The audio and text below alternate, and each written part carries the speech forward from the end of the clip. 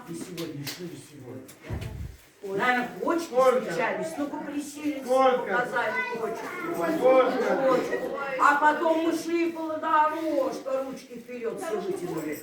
А потом показали, какие сугробы. А теперь побыстрее. Почка. Сугроб. Дорожка. Сугроб. Почка. Дорожка. Сугроб, дорожка, сугроб, дорожка, почка.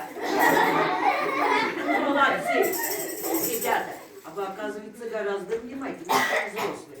А теперь мы проводим зимушку нашу и споем песню про вьюгу.